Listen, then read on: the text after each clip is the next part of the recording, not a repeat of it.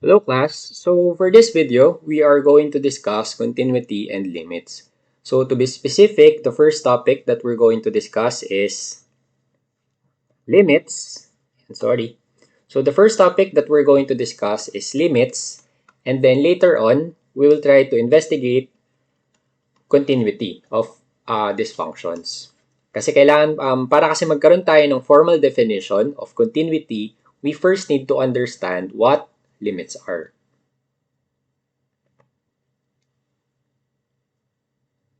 So, yan. So, as an introduction, or para ma-appreciate natin yung limits, we will investigate muna tangent lines and rates of change. Now, ano ba tong tangent lines and rates of change na to?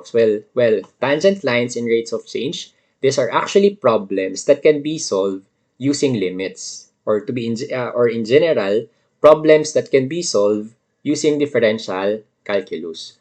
So what we're going to do is try to have a glimpse of the problems we encounter in tangent lines and in rates of change. Kasi para mas ma-appreciate natin kung gaano ka-importante yung limits. And para bago natin aralin yung limits, alam natin kung saan siya ginagamit. So, let's start with tangent lines muna. So this is just a review of your pre-calculus to, analytical geometry. So by definition, we already know what a tangent line is. So if let's say for example, we have f of x or a function f of x, then a tangent line to that function at point x is equal to a is a line that touches the graph of the function at the point in question and is parallel, kumbaga. That's how we say it's parallel to the graph at the point at that point. Now, pag sinabi nating parallel, what we actually mean here is that the tangent line doesn't cross our curve. So, tingnan natin tong figure natin na to. In our graph, we have two lines. We have a blue line or a blue curve, and then we have a red curve here. Excuse me. So, yan. So, at this point, nakita natin na nag-intersect yung red line and yung yung red curve and yung blue curves natin. But, it is evident na hindi nag-cross yung tangent line natin or yung blue curve natin doon sa red curve natin. So, therefore, at this point, we have a tangent line. So, the line is tangent to this point. However, we have another point of intersection here. And yung makikita natin is that the tangent line or the blue curve crosses our red curve. So, therefore, hindi siya parallel kasi nag-cross siya doon sa ating red curve. So, therefore, this is not a tangent line at this point.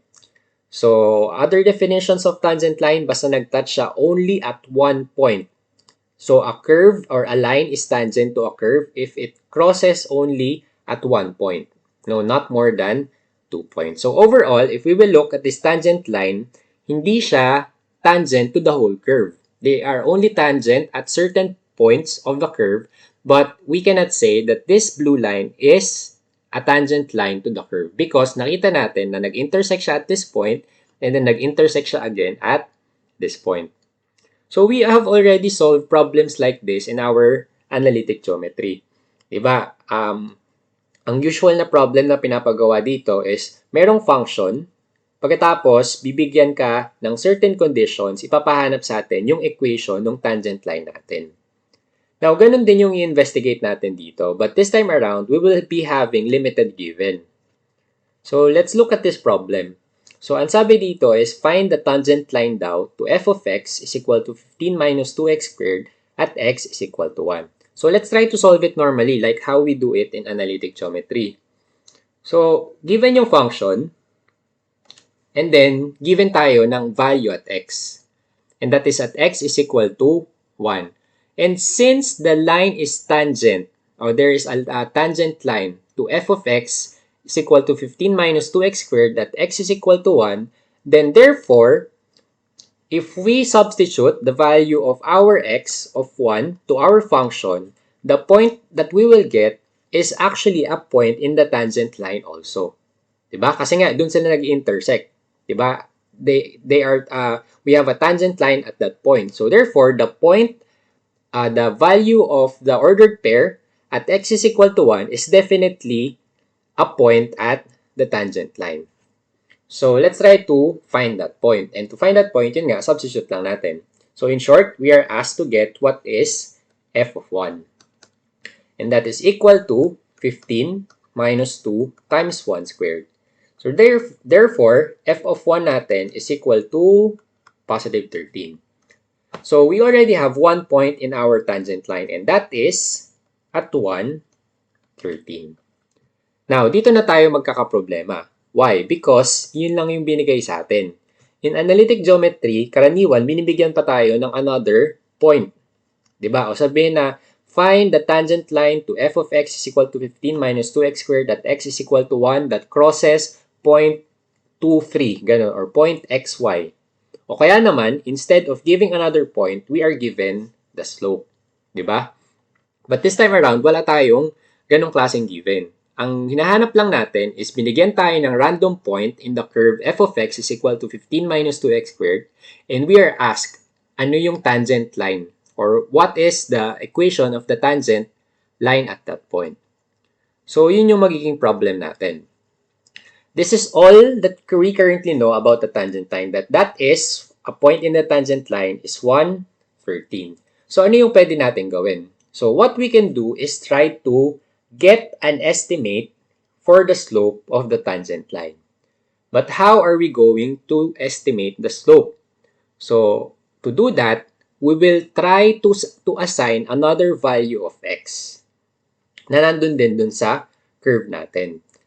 So, what we're going to do is, aside from the point na 113, let's say pangalanan natin yung point na yon as point P, we will try to pick another point that lies on the graph of the function. So, let's say for example, that is point Q.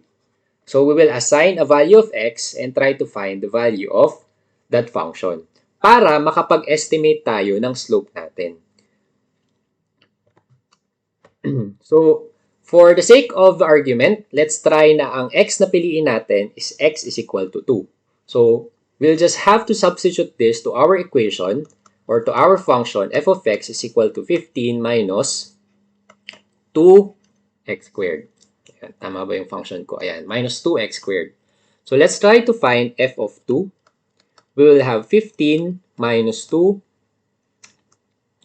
times 2 squared. Tama ba? Ayan, 15 minus 2x squared. So, therefore, yung f of 2 natin will be, this is 15 minus 8, that is positive 7. So, we now have an arbitrary na point lang, kumbaga. A point at which, kumbaga, magkaroon lang tayo ng visualization of what could possibly be our tangent line. So, yung point Q natin, therefore, that is, at x is equal to 2, our f of x is equal to 7. So, ito yung point na yon. If we graph point P and point Q sa ating Cartesian plane, this is point P, and this is point Q. And if we connect those 2 points, we will have a line. So, makaka-form tayo ng isang line. Now, yung line na mapo-form natin, to be specific, is a secant line. No? Why is it a secant line? Because it is a line that passes through our curve multiple times. So, this is a secant line. Yun yung kulay green natin. Again, itong kulay red na to, this is the graph of our f of x. And itong tangent line na to, yung color blue, ito yung hinahanap natin. So, this is what we're trying to find. Now, if we look at this one, mapapansin natin that the slope of our secant line is malapit na sa slope nung tangent line natin. Diba? Diba, when we say slope, iyon ay, well, the slope of our, how steep, kumbaga, yung ating curve. And mapapansin natin na yung assumption natin na secant line, malapit naman na yung slope niya with our tangent line. However, they are still not the same. Now, since we have two points, no, mayroon tayong dalawang points ng secant line natin, we can actually try to compute for the slope. If we could try to compute for the slope, di ba dinedenote natin yun as m? So, let's try to find the slope of the line PQ. So, m sub PQ. So, that is equal to, di ba, ang slope natin, it is just equal to delta y over delta x. In this case, that's delta f of x para uniform tayo over delta x or f of x sub 1 minus f of, sub 2 pala, f of x sub 1 over x sub 2 minus x sub 1. So, yan lang naman yung formula natin for the slope. So, i-apply natin siya. Since we already have 2 points in our secant line, we can find its slope. So, yung f of 2 natin, yung equation natin for the slope then will be f of 2 minus f of 1 over x minus 2, x sub 2 minus x sub 1. So, that's 2 minus 1. So, we will arrive at 7 minus 13 over 1. So, therefore, yung ating slope is negative 6. Now, but what we will notice is that if we try to substitute a value that is closer to x is equal to 1, mapapansin natin that the slope or the resulting slope of the secant line na mapo-form natin is palapit ng palapit sa slope ng tangent line natin. Pakita natin dito. So, instead of using 2, let's try to plug in values of x na papalapit that approaches positive 1. Not equal to 1, but a value of x that approaches positive 1. If we try to plug that in and find the slope, we will arrive at this table. So, ito yung ginawa natin na table. Ito, na-solve natin to kanina. Still, ang formula natin dito is the formula of the slope, which is m is equal to f of x sub 2 minus f of x sub 1 over x sub 2 minus x sub 1. So, ito yung x, then ito yung slope natin.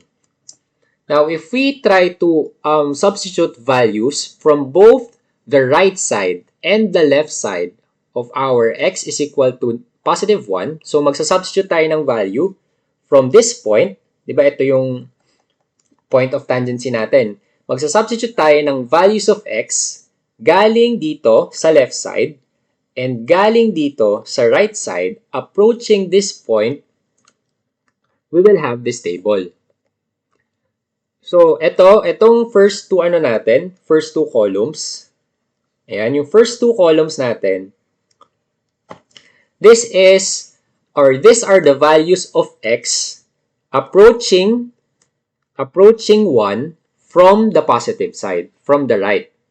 So, if this is your graph, yung first two columns natin are the values of x coming from this point papunta sa positive 1. So, kung isa-substitute natin siya in our equation, in this one, we will substitute these values of x sa equation ng ating slope. We will arrive at these values. At 2, ang slope natin ay negative 6. At 1.5, ang slope natin ay negative 5. At 1.1, ang slope natin is negative 4.2 and so on and so forth. Until ang sinubstitute natin is a value that is not equal but very close to 1. So, let's say for example, 1.0001. Ang slope natin na makukuha is negative 4.002. Kung mapapansin natin, as the value of x approaches the value of 1, our slope converges or may pattern, kumbaga. Our slope is converging to a certain value. Now, to confirm this, let's try na mag-substitute tayo ng value from the left side naman ng ating curve. So, if this is, kung kanina, dito tayo nanggaling from positive 2 going to positive 1. Now, manggaling tayo from this point, from 0, from the left side of the point of tangency going to the right. So, from 0 to positive 1. If we do that, yun na yung second column na to. I mean, the next two columns natin. So, ganun din. Let's substitute these values of x dito sa equation natin na to. So, if we do that, we will have 0 at x is equal to 0. We will have the slope that is equal to negative 2. And as we approach the value of positive 1, the value of our slope, may pattern din tayong nakikita, and the pattern is converging to another value. Diba? Ano yung value na saan siyang value papunta as it approaches positive 1? So makikita natin na based from the results of the equation of our slope, it is approaching a slope of negative 4. So kung titingnan natin yan sa graph, ito yung itsura niya. Di ba? Nag-start tayo sa secant line natin at this point, yung slope natin is medyo malayo pa compared dun sa slope ng tangent line natin.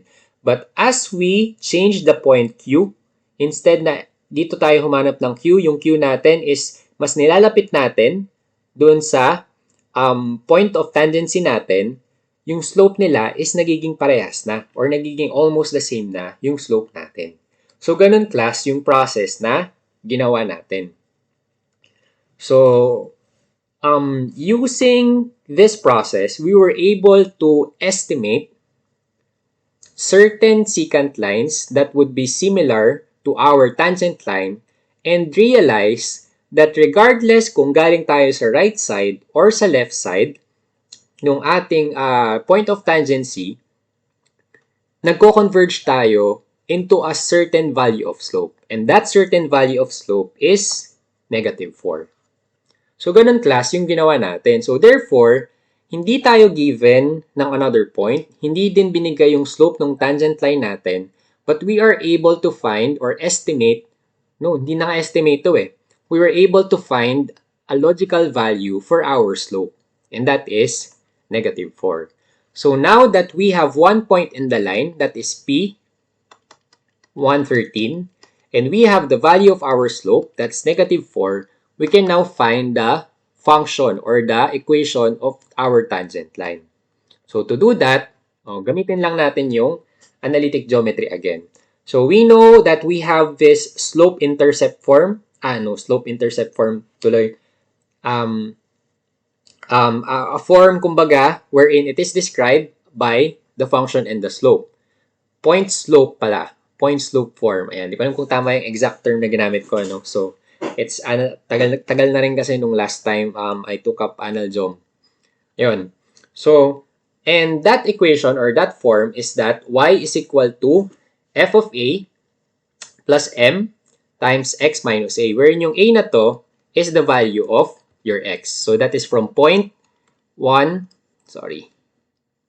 that is from point 1, 13. And the value of m, yun nga, is your slope, which in this case is negative 4. So if we try to substitute that, so we will arrive then at an answer that is y is equal to 13 minus 4 times x minus 1 as our equation for the slope. Simplifying this, we will arrive at y is equal to negative 4x plus 17. This is now the equation of our tangent line. Yun. So, nakita. So, yung ginawa natin is, no, we didn't try to find the value of the slope at 1, no, at the point of tangency. What we did is tried to estimate the slope as we approach the point of tangency, but not really substitute the point of tangency. Kasi kapag yung point of tangency, yung mismong in-apply natin, then wala tayong makukuhang slope. Diba? Because for our slope, defined as f of x sub 2 minus f of x sub 1 over x sub 2 minus x sub 1, wherein yung ating x sub, wherein yung ating f of x sub 1 is equal to 13 and yung ating x sub 1 is equal to 1, kung ito rin mismo yung isa-substitute natin, yung slope na makukuha natin will be equal to 0. So, wala tayong makukuha. So, instead of substituting the point P, we just substituted a point that is approaching point P. So, ganun yung ginawa natin. So, nakita, kulang yung given, kulang yung information, but we were able to solve for the equation of the tangent line. Now, before we proceed with the next problem, I want you to remember yung process na ginawa natin. So, the process that we did is we substitute values closer or close to the point of tangency. So, ganun yung ginawa natin. Next, we're going to investigate naman rates of change. Now, here we are going to consider a function f of x that represents some quantity that varies as x varies. So, meaning, it's a function na kapag nag-change yung isang variable, mag-change syempre yung resulting equation natin. So, let's say for example, itong f of x na to, nire-represent niya is the amount of water in a tank after x minutes. After a certain number of minutes, that the function will describe gano'n na karami yung tubig doon sa tangke natin. Or pwede rin to na yung function na to, it describes the distance traveled by a car after a certain number of hours. So, in both of this, no, x ginamit natin as time. Kasi yun nga, sa rates of change, madalas ginagamit yung time kasi. No? But this doesn't necessarily have to be time. Pero pag time kasi, mas madali lang nating ma-imagine. So, yun yung example na ibibigay ko. With, kumbaga time yung variable na gagamitin natin. So, what we want to do here is determine kung gaano kabilis magbabago yung value ng f of x natin at a certain point. Let's say at x is equal to 1. Ano na yung rate of change natin? Gaano kabilis nagbago yung value ng f of x natin compared sa value niya initially if ang x natin is already at a certain point A. So, kung time yan, gaano kabilis nag-change yung pagdami ng tubig sa isang tangke. Kung nasa point na tayo na ang x natin or yung oras natin is at a certain value A. So, ganun yung hinahanap natin dito. Now, if we are going to be specific lang sa isang certain value ng A, then yun yung tinatawag natin na instantaneous rate of change. Why? Because at x is equal to A, that is just an instantaneous value. Kasi when your A or when your x becomes greater than or less than this point A, magbabago na rin yung f of x mo. 'Di ba? Kasi nga, nag-change siya. Because this f of x is dependent to the value of your x. So, nag-iiba-iba siya. So, ibig sabihin, there is only at that certain point, meron lang din tayong instantaneous na rate of change. So, yun yung isa pa natin na tinatawag na rate of change din. So, instantaneous rate of change or rate of change, yun yung dinedescribe natin dito kanina. Now, similar with the tangent line problem, ang gagawin lang natin is try to estimate din yung rate of change na to. Yun yung hindi natin alam, di ba? What we're going to do is try to estimate it with whatever given na ibibigay sa atin. So, to do this, what we need to do is, syempre, we need to have an equation that could help us describe the rate of change. Now, ano ba yung meron lang tayo sa ngayon? Diba? Wala naman tayong given pa masyado. So, what we can do is make the scenario similar to how we did it in the tangent line.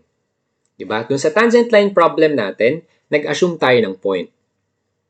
And then we tried to to be specific, we are given a point in the function of the tangent line that we are trying to solve, diba? And then we estimated the value, or we tried to estimate the value of our slope by plugging in values to our function that is approaching the point of tangency. So, ganun din yung gagawin natin dito. So, to do that, we will also need a similar equation nung sa slope nung tangent line natin. Now, ang gagamitin natin na equation for this one is the average rate of change. Kasi di ba, this is the only thing that we can find as of now. We don't know the instantaneous rate of change, but we can estimate or we can try to find the average rate of change. If nag-change yung function mo, let's say f of x sub 2 mo, yung change of the average rate of change nila can be defined as That's the infinitesimal change of, para mas madali, no? What we're trying to do is we try to find the average of the rate of change.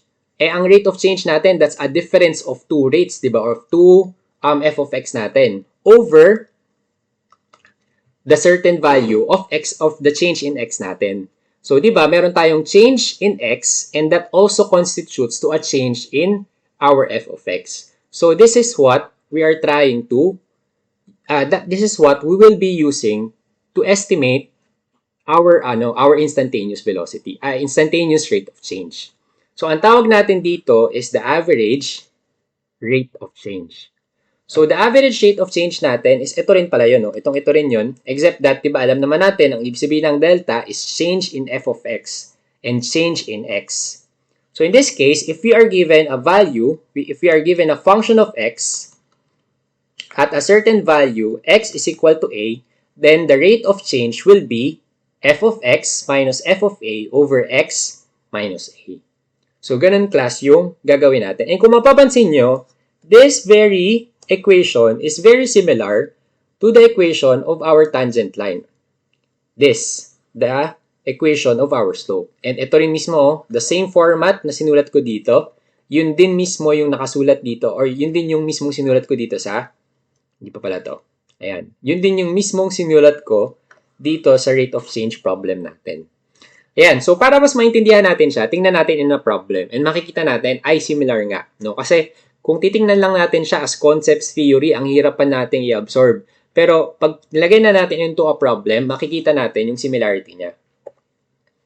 So example, suppose that the amount of air in a balloon after t hours is given by V of t is equal to t cubed minus 6t squared plus 35.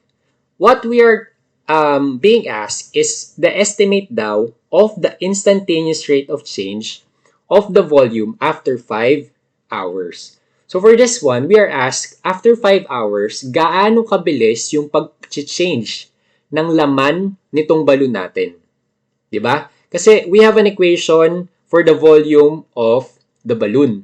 And yung volume na yun, nagbabago siya with respect to time. Now, ang tinatanong sa atin is, at that point, after 5 hours, gaano kabilis yung pag-change ng volume nung ating balloon.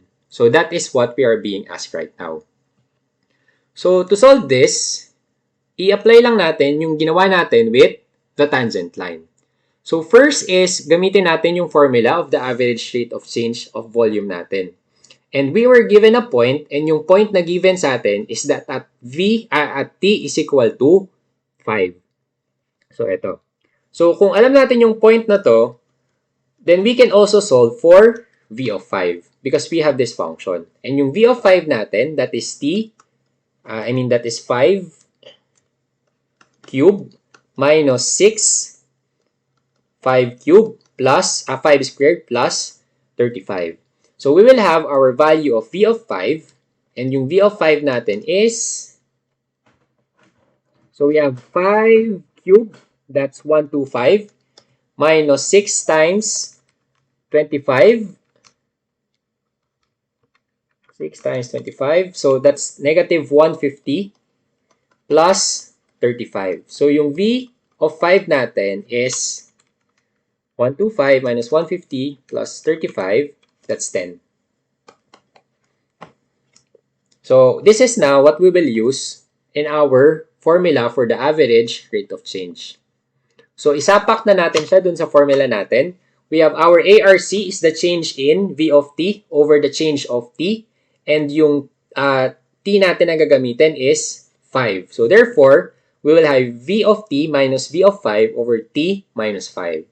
So v of t natin, that's t cubed minus 6t squared plus 35. V of 5 natin is 10. So that's minus 10 over t minus 5. So we will have an equation for our ARC and that is t cubed minus 6t squared plus 25 over t minus 5. Now, what we're going to do now is we try to find or we try to substitute values that is approaching 5. So, ganun lang yung gagawin natin. Similar to what we did earlier. Because what we need to do is to estimate the instantaneous rate of change of the volume as at t is equal to 5. So, yun yung kailangan natin na gawin. So, ang gawin natin ngayon is not substitute 5, no? Kasi if we substitute t is equal to 5, ede, ang kakalabasan niyan is this also. Parang ang ginawa natin is maging v of 5 then minus v of 5 or 5 minus 5. Ede, wala rin tayong makukuha. And if we try to substitute, kung mapapansin nyo, if we try to substitute t is equal to 5 dito, magkakaroon tayo ng 5 minus 5 sa baba. So, that is division by 0. So, hindi tayo makakakuha ng correct na answer. So, what we're going to do is apply the similar approach that we did earlier, which is substitute values that approaches 5 rather than 5 itself. So, if that's the case, let's use these values. Ganun din yung gawin natin. Magsimula tayo from the left side and from the right. Maglagay tayo ng values from the right of 5 and from the left of 5. So, itong first two columns natin, ito ay naglagay tayo ng values from the right of 5 approaching 5. So, in this case, nag-start tayo at 6 and then pababa ng pababa, palapit ng palapit sa positive 5. So, in this case, at t is equal to 6, we substitute that here. We will arrive at 25 as our ARC. And then at 5.5, we have 19.75. At 5.1, that's 15.91. At 5.01, that's 15.0901. As we go on through the table, at habang mas pinapalapit natin yung sinasubstitute natin na value ng t sa positive 5, we can also notice the pattern and we see that our average rate of change is converging to a certain value. And that is, obviously, 15. Now, ganun din, if we try to substitute values coming from the left of 5. So, that is, let's say, nagsimula tayo at positive 4, approaching a value that is very, very close to positive 5. So, at 4, that's 7. At 4.5, that's 10.75. At 4.9, 14.11. At 4.99, 14.91. And so on and so forth. And at 4.9999, we have our average rate of change as 14.999.10001. Ang manonotice natin is as we go through the table, as we go to a value of t closer and closer to positive 5, yung ARC natin is also converging to the same value at which the other side converged also. So, nag-converge to papunta sa 15. Ito naman, nag-converge din also papunta sa 15. So, therefore, we can say that the estimate na instantaneous rate of change natin at t is equal to 5 is equal to positive 15. So, ganun class yung ginawa natin. So, we were able to estimate the instantaneous rate of change, and that is 15. And ang ginawa nating process is still similar to how we did it in the tangent line problem. Now, with these two problems in mind, we actually did something, or we actually did a process that describes kung ano yung ginagawa natin in differential calculus.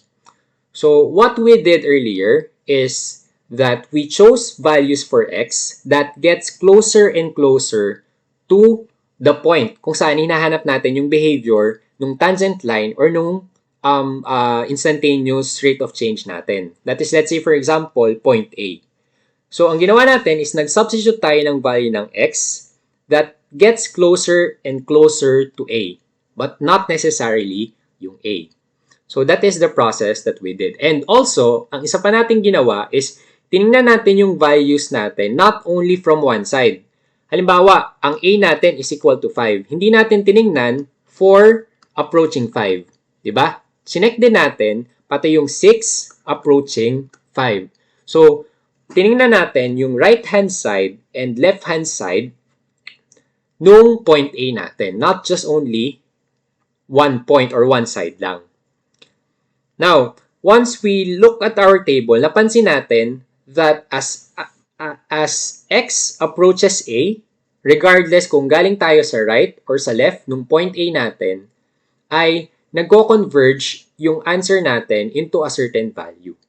Now, that process that we did is actually the process of taking a limit of a function. So, yun pala yung ginawa natin all this time. Now, therefore, kung alam natin kung paano mag-take ng limit ng isang function, kayang-kaya pala nating mag-solve ng mga gantong klase ng problem.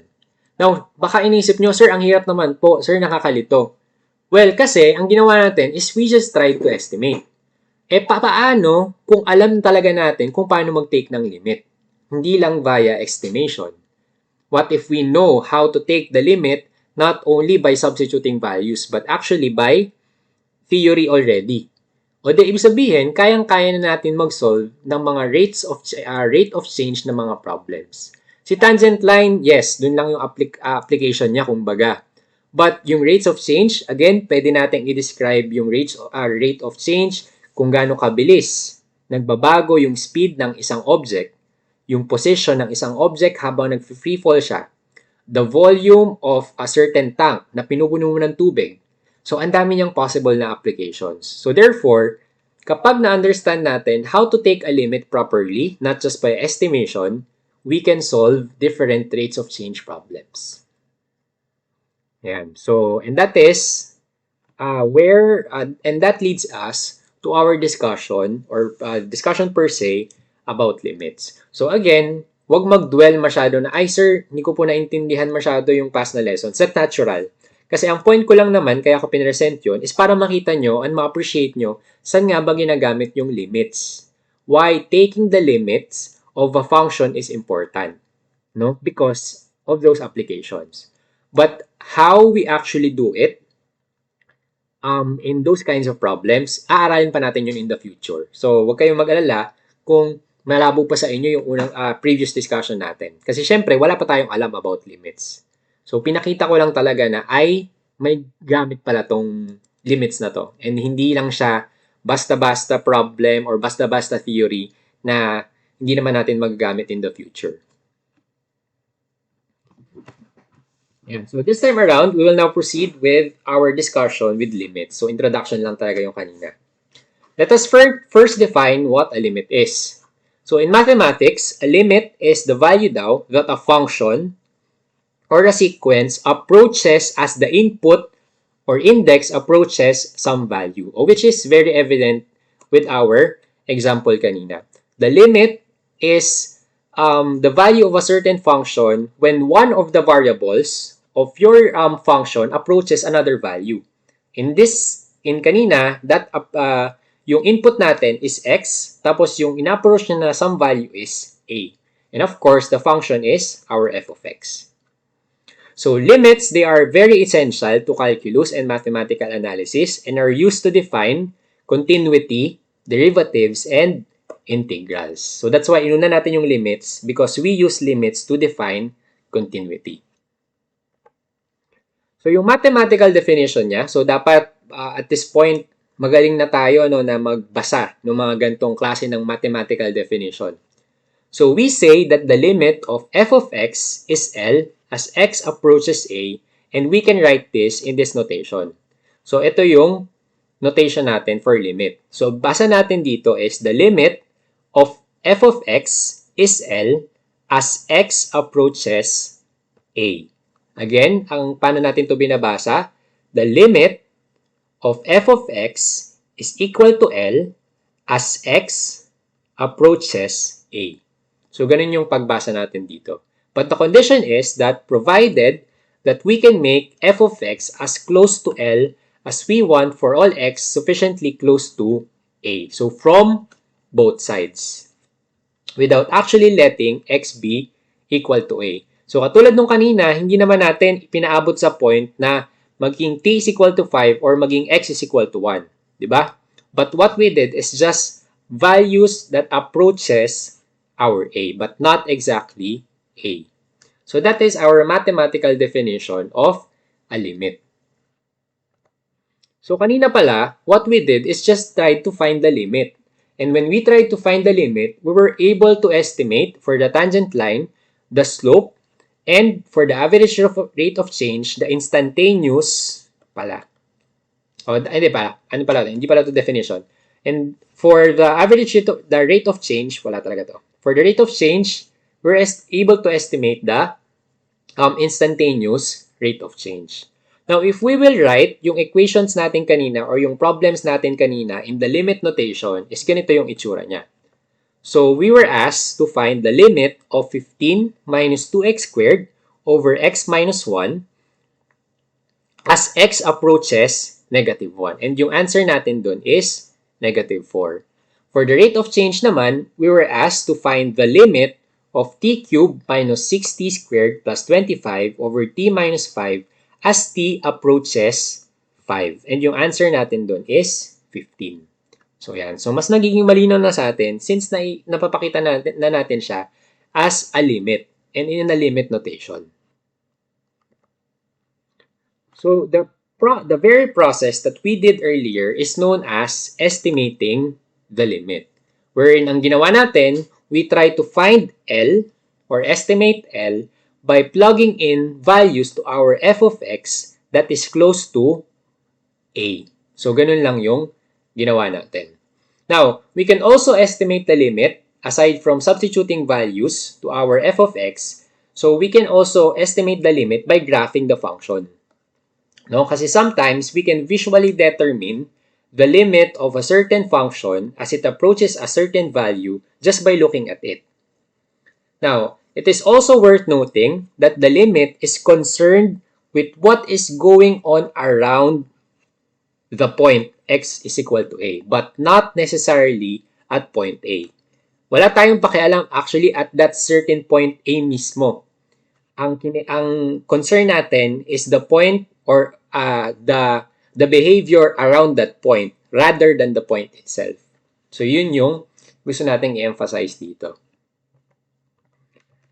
Ayan. So, now, let's try to estimate the following limit. So, kung pinapa-estimate sa atin yung limit of x squared plus 4x minus 12 over x squared minus 2x as x approaches positive 2, what we need to do is just katulad ng ginawa natin kanina, which is substitute possible values for x that is approaching positive 2 from both sides. So, to do that, magsa-substitute lang tayo.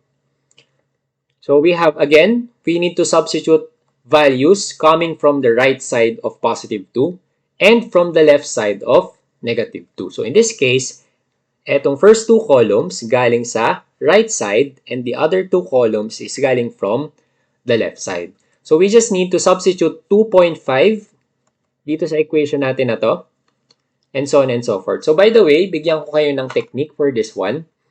If you are to substitute multiple values into a certain function, you can use the calc function of our scientific calculators. Ayan. So, ituturo ko na lang yan in an actual meeting, no, para napapakita ko rin kung paano ginagamit yung calc function. Now, using the calc function, you can easily substitute values of x sa f of x natin. Now, kapag nanggaling tayo sa right side, that is a 2.5, then we approach a value very, very close to positive 2, and that is in this case, 2.0001, mapapansin natin na nagko-converge yung value natin of f of x. Ganun din, from the other side, from 1.5 approaching 2, nagko-converge yung value din natin ng f of x. And it's very evident na it approaches 4. So therefore, the limit of x squared plus 4x minus 12 over x squared minus 2x as x approaches 2 is positive 4. Next, another example. Let's try to estimate now the limit of limit of 8 minus x cubed over x squared minus 4 as x approaches positive 2. But this time around, binigyan tayo ng values na gagamitin natin. So, kanina kasi, etong mga to, tayo lang nag-estimate nito. No? Ikaw bahala kung ano yung gagamitin mong values. But for this specific problem, binigyan tayo ng exact na values ng x na gagamitin natin. So mas madali ito kasi hindi na natin kailangan mag-isip ng possible values of x kasi siya na yung nag-provide. So what we're going to do is, the similar lang with kanina, substitute natin and then try to find the value of f of x. So gamitin natin yung value na sinabi dito, that is at 2.5, 2.1, 2.01, 2.001, and 2.0001. So this is coming from the right side of positive 2. And another coming from the left side of positive 2 naman, that is 1.5, 1.9, 1.99, 1.9999, and 1.9999. So if we use our calculators again, we will arrive at this table. First two columns is for 2.5 approaching 2.0001, and the next two columns are from 1.5 approaching 1.9999, or hanggang hindi approaching, hanggang 1.9999. So makikita natin that in the table, the value of our f of x is converging to a single value, and that is negative 3. So therefore, the limit of 8 minus x cubed over x squared minus 4 as x approaches positive 2 is equal to negative 3. So that is for example number 2. Next, another example is i-estimate daw natin yung limit of 1 over x as x approaches 0. So for this one, gawin lang natin yung same process natin kanina. We substitute values from the left and right side of 0. Remember that our function f of x is equal to 1 over x. So the first two columns, this is nanggaling sa left naman to nanggaling. So from the left side of x at x is equal to 0. So yung mga values na ginamit natin is negative 1, negative 0.1, negative 0.01, and negative 0.01 hanggang negative 0.0001. Now, if we substitute these values sa x natin dito, we will arrive at these answers, which is negative 1, negative 10, negative 100, negative 1,000, and negative 10,000. Now, doon naman tayo sa right side of 0. And from the right side of 0, we started at positive 1 and then approaching 0 until mag-end tayo at 0.0001. Now, if we substitute this, we can see that our f of x will be 1, 10, 100, 1,000, and 10,000 respectively.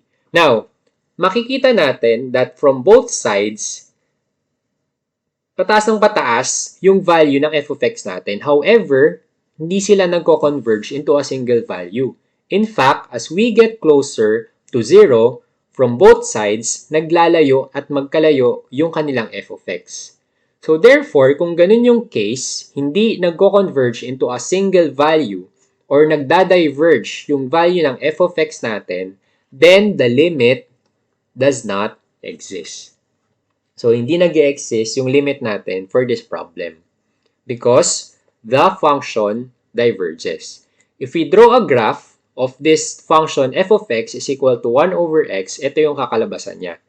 And at point 0, which is the point of concern natin, is mapapansin natin na as the curve approaches 0, from the positive side, palayo ng palayo, papuntang positive infinity yung f of x natin. And ganun din, from the left side, from the negative side papuntang 0, as we approach 0, papunta rin ng negative infinity yung f of x natin. Hindi sila mag-meet. So therefore, the limit does not exist because the graph diverges away from each other. So, pwede rin pala na for a certain function ay walang limit. So, tama yun. There could be cases wherein the limit does not exist. So, hindi ko alam kung napanood nyo yung Mean Girls, pero yung final quiz question doon, the answer is that the limit does not exist. So, kung mapapansin nyo rin, kung papanoorin nyo ulit yung scene, may graph doon sa flashback and ganito yung itsura nung graph na yun. Naalala nyo na nagda-diverge sila. That's why the limit does not exist. Yun. Pero yung actual solution doon mahaba talaga. or extensive knowledge yung kailangan. Ayan. So, next example is this one. So, estimate daw the value of the following limit. The limit of h of t as t approaches 0. Wherein yung h of t natin is a Heaviside or a step function. Yung h of t daw natin is at 0, ano pala to? H of t pala natin, if t is less than 0, ang value ng h of t natin ay 0. And if yung t natin is greater than or equal to 0, ang value niya is 1. So, dapat na-discuss nyo na rin to, most likely. So, dapat familiar na tayo dito. Ayan. So, again, this is a function known as a Heaviside or a step function. We could do is try to, estimate values again. Pero ang pinakamadaling paraan na dito is i-graph na lang natin yung function natin. If we graph that function, napakadali. No? Kasi, ang sabi dito, kapag daw ang value ng t mo is less than 0, ang h of t mo ay 0. So that means your y is 0 if ang t mo is less than 0. And if ang t mo is greater than or equal to 0, then ang value mo is 1. So we can easily graph this, and this is the graph that we will arrive. Kasi ang sabi, when t is less than 0, which is this point, ang h of t mo is 0. Hence, the line at the x-axis. And then, at t is equal or greater than 0, then yung value ng h of t mo is 1. So that is why ito yung graph natin. So kung mapapansin natin, kahit hindi na tayo mag-solve, ito yung sinasabi ko kanina, we can estimate the limit of a function by graphing it. So in this case, if we move in from the, di ba, 0 is our point of concern. This is where we were asked, ano yung limit at this point. Kung manggagaling tayo sa left side ng equation, we will see that as we approach 0, ang value na papunta tayo is also 0. And for this one, as we approach 0 from the right side, the value na ina-approach natin is positive 1. So therefore, from the right side, positive 1, from the left side, 0, they are not converging into a single value. So thus, the limit also does not exist for this kind of function. Ayun. So, ganun class yung nakita natin. But, kung mapapansin natin, in this problem, nung galing tayo sa left side, nagko-converge naman siya in one value. That is, if we only consider one side. Nagko-converge yung h of t natin to 0. Ganun din, from the right side, nagko-converge yung value natin of h of t but to 1. However, the convergence from one point, from the right side, and then the convergence coming from the left side is not similar. But if we are going to consider only one side, nagko-converge naman siya. Diba? So, that is what we can do if we want to describe what we call as one-sided limits. When we say one-sided limits, we will not consider the other side of the limit. So, yung one-sided limits natin, we can define this pa as the right-handed limit and the right-handed limit and left-handed limit. So, paano natin yon dinedenote or paano natin siya dinedescribe or anong definition natin? So, our mathematical definition for the right-handed limit is similar din sa equation ng limit, except that at the end of the value at which you are at the value at which x is trying to approach, nilalagyan natin ng positive or negative. Ano ibig sabihin yan? Kung positive, meaning galing sa right side from the positive from a value greater than a, tapos it approaches a. So, kapag naman negative, oops, low bat. So, give me a few seconds to charge.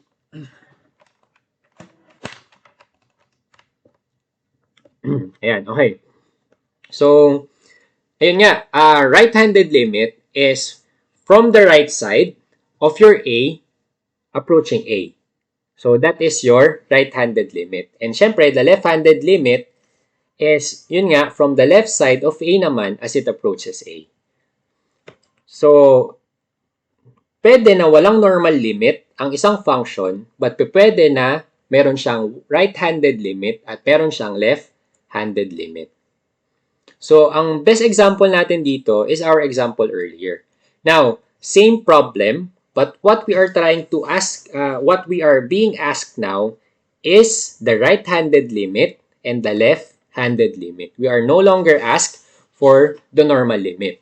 So, tandaan lang, ang normal limit is t approaching 0. Ang right-handed limit is t approaching 0 positive. Our left-handed limit is t approaching 0 negative. So, ang sinisignify lang nitong dalawang symbol na to or yung plus or minus natin is kung saang side tayo nang gagaling. So, ang clue lang natin dyan, sa Cartesian plane, yung positive nasa right, di ba? So, sabihin, from the right side to. And then yung negative is nasa left side ng Cartesian plane. So, obviously, sa left side tayo manggagaling, approaching 0. So, to do this, ayan na, hindi na natin kailangan masyadong i-discuss because nabanggit ko naman na kanina. If we are trying to find the limit, the right-handed limit, meaning from the positive side, going to the value of A, in this case, that's 0. Our limit is this point, which is positive 1. Now, yung left-handed limit naman natin will be coming from the left side, which is this point, then approaching 0. Ang left-handed limit natin is 0. So, therefore, ayun na, nakuha na natin yung answer natin. The right-handed limit for the function is positive 1 and the left-handed limit for the function is 0. Now, let's look at this example. So, estimate daw the value of the following limits. So, one-sided limits pa rin sila. We are asked the right-handed limit of g of x as it approaches positive 2 and the left-handed limit of g of x as it approaches positive 2. Where g of x is a step function again, wherein if x is not equal to 2, the value of your g of x is equal to x squared plus 4x minus 12 over x squared minus 2x. And if ang value ng x mo is equal to 2, your value of g of x is 6. So, to solve this, again, what we can do is substitute values, no? But, pwede naman nating hindi gawin yon.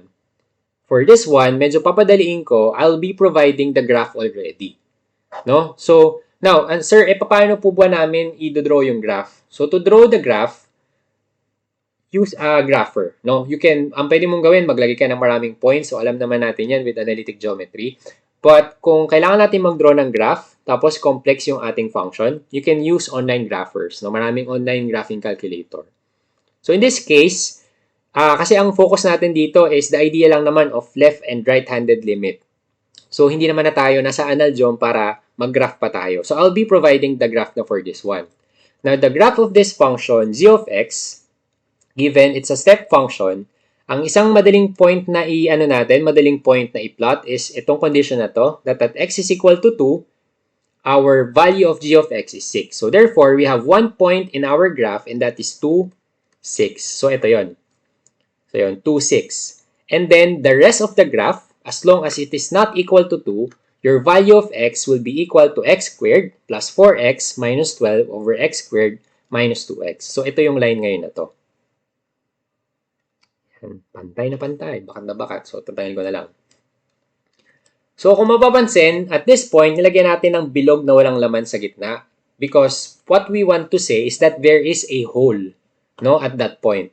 At x is equal to 2, walang point dito because the point is located at 2, 6. Ayan.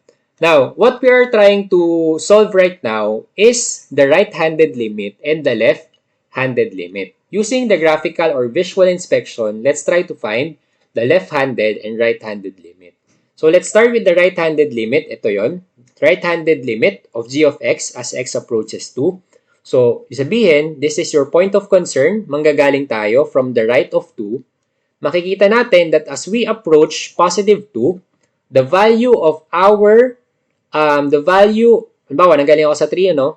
as we approach positive 2, the value of our h of x, our g of x, is approaching positive 4.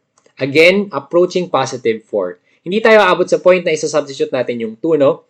Hindi natin concern yung mismong point that is x is equal to 2. Ang concern natin is the point around x is equal to 2. And from the right-hand side, let's say nagsimula tayo sa 3, approaching almost positive 2 but not equal to 2, nagko-converge yung value natin to positive 4. Diba? Now, ganun din. Let's try from the left-hand side naman or left-handed limit naman natin. So, the left-handed limit of g of x as x approaches positive 2. So, halimbawa, let's start at negative 1, at positive 1, and then we try to approach positive 2. So, as we approach positive 2, but not to positive 2 itself, we are also approaching the certain value, and that is also positive 4. So, therefore, both the left-handed and right-handed limit for the function g of x is equal to positive 4. Now, if that is the case, then pwede nating sabihin that since both of these sides is converging to a single value and that is 4, the normal limit exists. So, ibig sabihin, the limit does exist for this problem. And what we can do this from this one, pwede tayong kumuha or magkaroon ng theorem dito. No? And this is this one. If we are given a function f of x, and if yung right-handed limit niya is equal to the right-handed limit, then the normal limit will exist. So in short, we can say that the limit of x over x minus a is equal to L, and L exists. So ganun din, in the same manner, if we have a normal limit, L, that exists, then the right-handed limit and left-handed limit is equal to that limit L. So, yun yung pinakita natin dito sa problem na to. If there exists or if equal ang left and right-handed limit natin, then the normal limit exists. And if we have a normal limit, meaning equal yung both sides nila, then your right-handed limit and your left-handed limit is also equal to your normal limit. So that is a theorem that we were able to get from this example. Ayan. So let's try to do this example. So para kayo ay ma-practice, you can pause the video and try to answer. And then later on, tingnan natin kung tama yung mga answers natin. Now, before you begin with answering, what I would like to emphasize is that for A to L, hindi lang limit yung pinapahanap sa atin. For A, E, and I, ang hinahanap ay function or points in our function. We are asked to evaluate the function rather than just the limit. So, you need to be careful also with the operator. So, let's try to answer each of the problems, no? Nilagay ko dito yung graph para nakikita pa rin natin siya kasi graph lang yung basehan natin. Now, ang hinahanap sa atin for letter A is that f at negative 4. So, we are asked to evaluate f at negative 4. So, if we try to look at the graph, so asan yung negative 4 at x is equal to negative 4, this is this point. And makikita natin that at x is equal to negative 4, may hole tayo dito. If may hole tayo dyan, then therefore, wala tayong value of f of x at x is equal to negative 4. Therefore, letter A, ang sagot natin is f of negative 4 doesn't exist. Because if you substitute x at negative 4, may hole tayo dito. Ibig sabihin, the function doesn't exist at that point. Next, letter B, we are asked to get the limit of f of x as x approaches negative 4 from the left side. So, we are asked the left-handed limit. So, let's say for example, dito tayo sa point na to nang galing. Galing sa left ng point of concern natin, which is negative 4. Now, as we approach, negative 4 but not negative 4, not exactly negative 4, no, just a value close to negative 4, we are approaching a certain value of g of x, and that is, at this point, is positive 2. So therefore, our limit, our left-handed limit of f of x as x approaches negative 4 is positive 2. So that is our answer for letter B. Next, for letter C, we are asked to get the limit, to be specific, the right-handed limit of f of x as x approaches negative 4. So let's say yung point na yun ay dito tayo mag-start. And then from this point, let's try to approach negative 4. So going from this point, pababa, we can also see that we are converging to a certain value. And that value is also this point, which is positive 2. So therefore, the right-handed limit natin is positive 2. Next, for letter D, we are asked to get the normal limit. Now, nakita, walang plus or minus dito. So therefore, we are asked to get the normal limit of f of x as x approaches negative 4. Now, for this one, kahit hindi na tayo mag-solve, because we know that from B and from C, na the right-handed limit and the left-handed limit and the right-handed limit are same. And based from the theorem that we have discussed earlier, or the property that we have discussed earlier, if your right-handed limit is similar to your left-handed limit, then the limit exists and they are equal to the left-handed and right-handed limit. In this case, 2.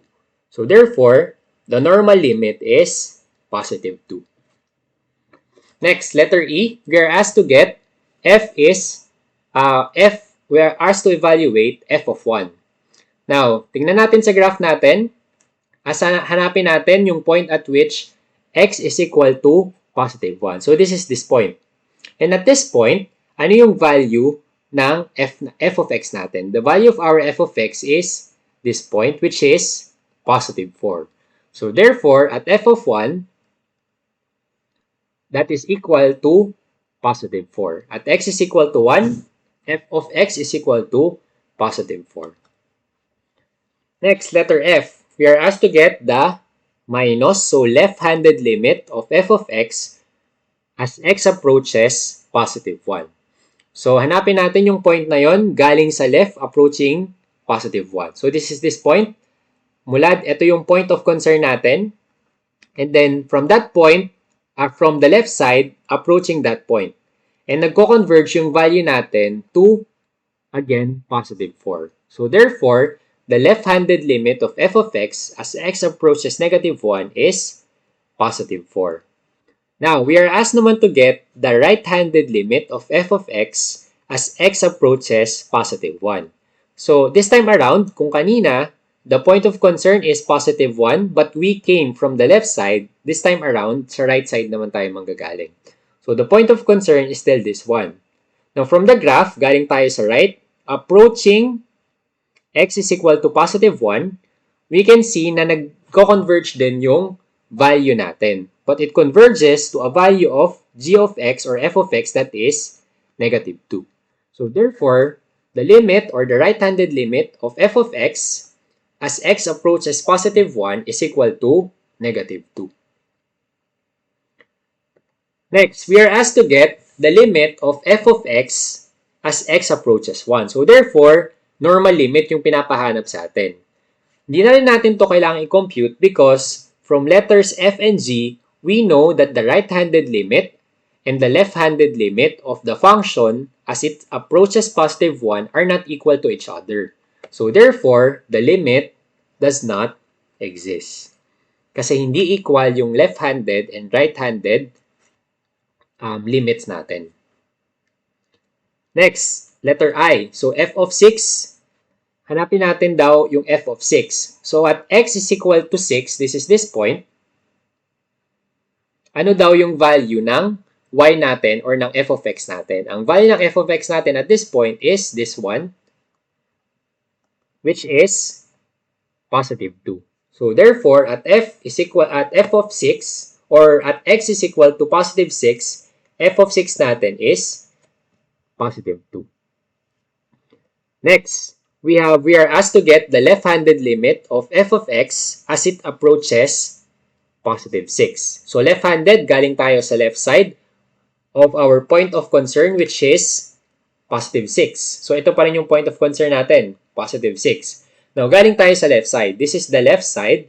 As we approach positive 6, makikita natin that our value of y or f of x converges into a certain value, and that is this point, which is positive 5. So therefore, the left-handed limit of f of x as it approaches positive 6 is positive 5.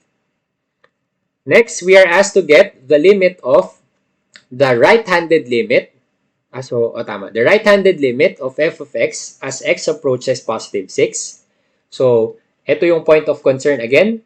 And then, galing tayo from the right side of positive 6. So, as we approach positive 6, nag-converge tayo into a value again that is equal to positive 5. So, therefore, our limit or the right-handed limit of f of x as x approaches positive 6 is positive 5.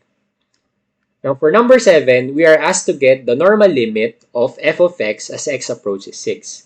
Again, di na natin siya kailangan i-compute because we know that the left-handed limit and the right-handed limit of f of x as it approaches x is equal to 6 is equal to each other. So, therefore, the limit exists and it is also equal to positive 5. Now, ang gusto kong ma-emphasize in this kind of problem is that there are times na kung saan yung function natin doesn't exist at the limit itself. For example, itong JKL, di ba? At the point x is equal to 6, yung value ng function natin is 6, 2, di ba? But the limit natin does not depend on the value of the function at x is equal to 6. Kasi regardless if ang value ng function mo is x is equal to 6 at 2 yung f of x mo, yung limit natin, hindi nun naapektuhan yung limit natin. So, ang limit natin is still 5 for the point of interest that is positive 6. Hindi natin ginamit yung 2. Because again, when we are talking about limits, we are only concerned with what is happening around that point and not necessarily that point. No? Ganun din dito. If babalikan natin yung A, B, C, and D, di ba? At point A, at letter A, which is at point negative 4, the function doesn't even exist. Wala nga hindi nag-exist, may hole lang dito. But still, that the function converges at that point. So, meron pa rin tayong limit at that point. So, wala tayong pakialam kung ano yung mismong nasa point na to. Ang pakialam natin is yung around that point. So, paano natin makukuha what is around that point? O, we estimate values close to that point but not exactly that point. Yun. So, ganon yung right-handed, left-handed limit natin. And using this one, we're also able to display or makapagpakita ng other properties of these limits. Ayan. So, ituloy na natin yung properties of limits natin. O ano lang to? Kumbaga, di ba sa algebra, meron tayong mga commutative properties, multiplicative, etc. So, ito lang din yun. So, very basic lang din and easy to understand. So, we have, I think this is 9 properties. Ayan. So, we have 9 properties. But some are very easy naman to remember because it's parang common sense. Yan, kumbaga. So, number 1 is if we have the limit of C is a constant, no? Ito pala yung condition muna. So, for the limits, ito yung definitions natin or yung available na functions natin. That is, if we have two limits, we have limit of f of x as x approaches a and limit of g of x as x approaches a, and we have C, and this is any constant, so constant to, not a variable, no? Then, all of these properties are true. So, number 1, the limit of C of x, C f of x as x approaches A, this is equal to, pag nilabas natin yung constant na C, nilabas natin dito, this is still equal to the original equation. So therefore, this side is equal to C times the limit of f of x as x approaches A. In short, we can factor out the constant, no, sa limit. Next, we have if the limit daw of f of x plus or minus g of x, meaning pwedeng sum, pwedeng difference, as x approaches A, pwede nating ihiwalay yung operation of the limit. And gawin nating limit of f of x as x approaches A plus or minus limit of g of x as x approaches A. In short, pwede natin kumbaga i-multiply, no? I-distribute yung limit operation natin. Next, number 3, we have if the limit daw of the product of two functions f of x and g of x as x approaches A, this is also equal to limit of f of x as x approaches A times limit of g of x as x approaches A. In short, ganun din, pwede natin i-distribute yung limit operation natin. Diba? Basic, very basic. So, ganun din sa division. If we are asked to get the limit of a quotient of a function as x approaches A, pwede rin natin silang paghiwalayin. But take note, may division tayo na gagawin. So, dapat yung limit of g of x natin or nung denominator natin as x approaches A should not be equal to 0. Kasi if that is equal to 0, di ang mangyayari ay undefined yung makukuha nating sagot. No? Magkaka-division tayo by 0. So, we need to avoid that. So, may condition tayo dito. Next, exponent naman. If the limit daw of f of x raised to n as x approaches A, this is also equal to the whole limit or the limit of the function raised to n. Now, where n is, of course, should be any real number. So, in short, ito, pwede mong ilabas. Yun lang yung gusto nating mangyari. O ipakita. Now, ayun din, same, pwede rin natin i-apply yung property 3 natin kung saan nadidistribute natin yung limit operation. So, ganun din yun, para lang variables, no, algebra. Next, ganun din for 6, this is actually a variation lang din of the previous na na theorem natin or property natin. So, we have the limit of the square root of the nth root of f of x as x approaches A is also equal to the nth root of the limit itself. So, pwede natin ilabas yung limit.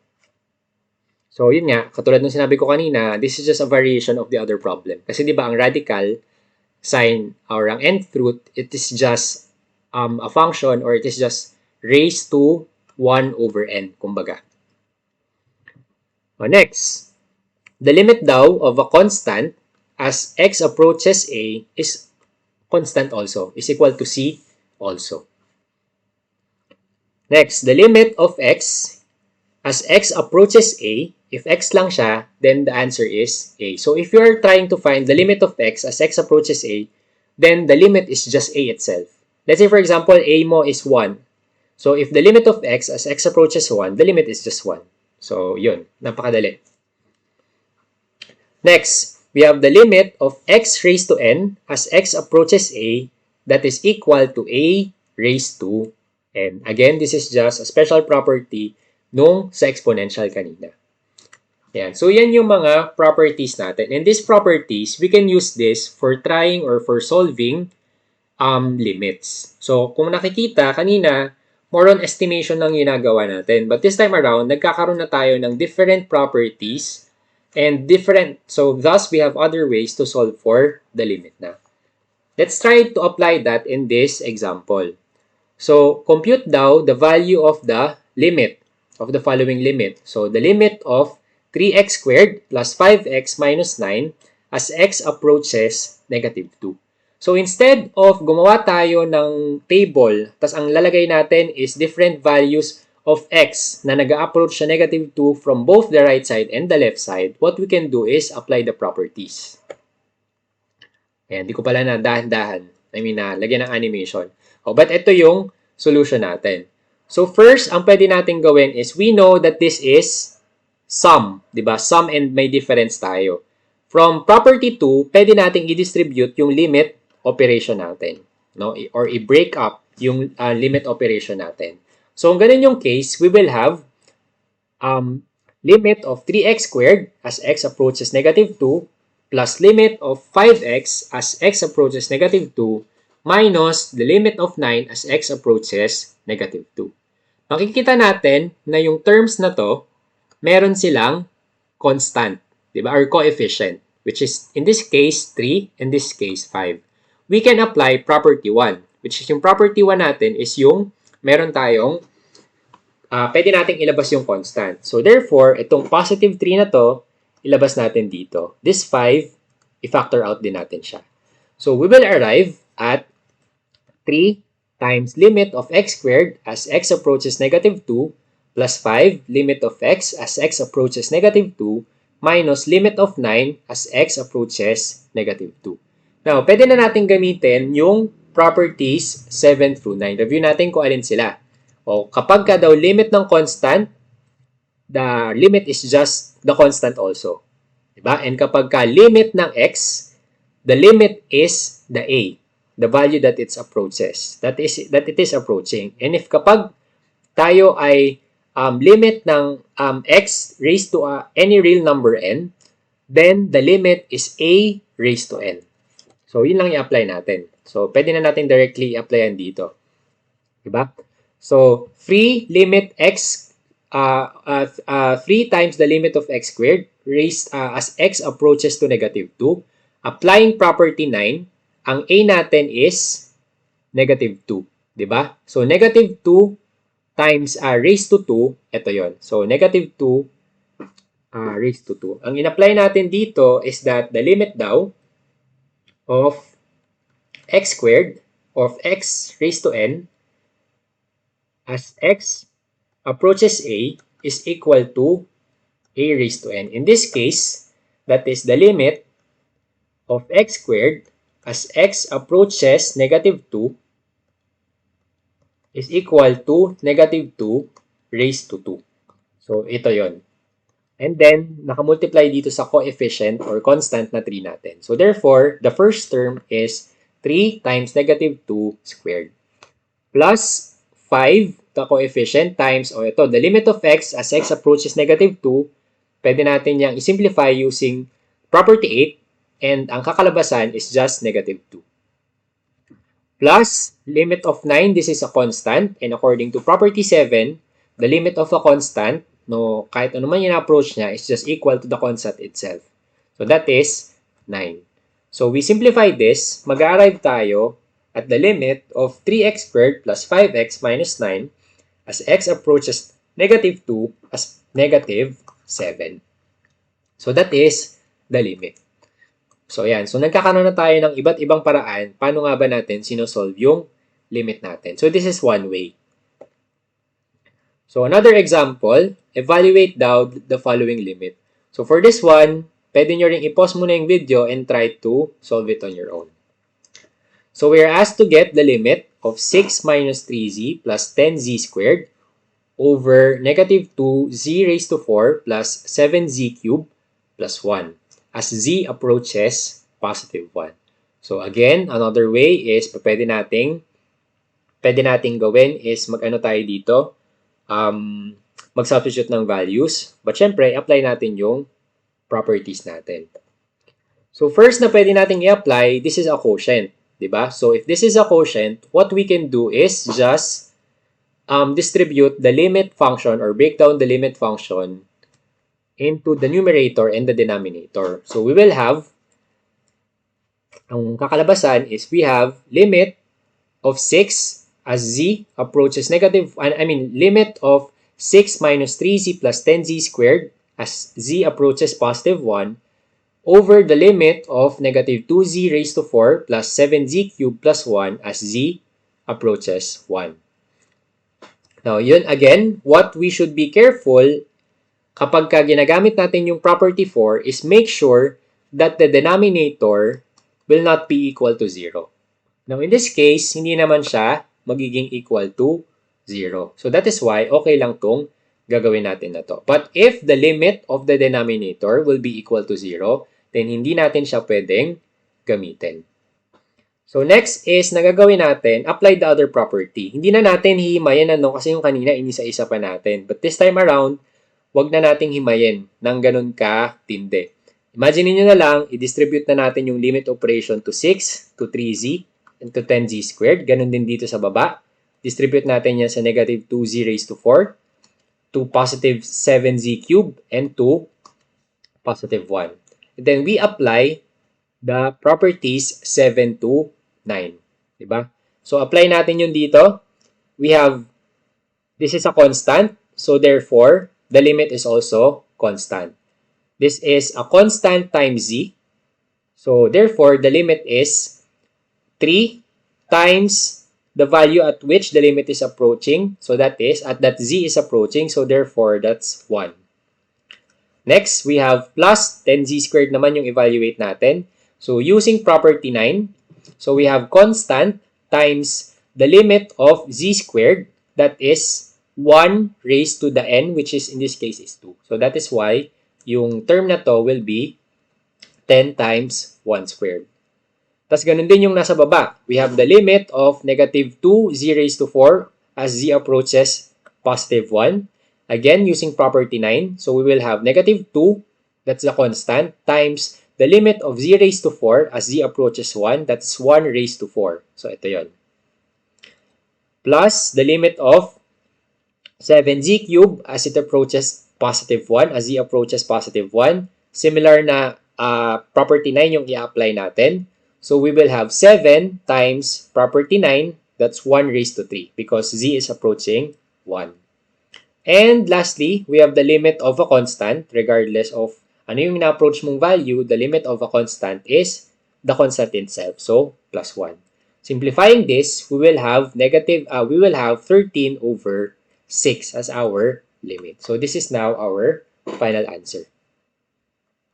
Ayun. So, ganun lang natin ginagamit yung properties na to. So, instead of substituting values for our function, we can just apply these properties. Ayan. So, next is, aside from applying properties, we can have other ways to compute for the limits. So, in the previous discussion, we saw that there's a large class of functions that allows us to use this format to compute the limits. Kapag ganito, medyo madali, no? Medyo madali na mag-compute ng limits ng ganito. Because we just needed to apply the properties. Kasi nga, yun nga, madali siyang gamitin. Kumbaga, the function is easy to evaluate, no? Easy na makuha yung limit. However, hindi lahat ng function madaling makuha yung limit. So, yung purpose nitong next na section na to is to develop techniques or para magkaroon tayo ng other possible methods or techniques on how we try to solve these limits. Now, for this section, I will stop this part of the discussion. I will cut the discussion here. And I will refer you to a YouTube video by the Organic Chemistry Tutor. So, siya yung magdi-discuss ng computing limits natin. So, that is it for this video. I'll be attaching the link na sa YouTube na to para madali nyo na siyang i-click.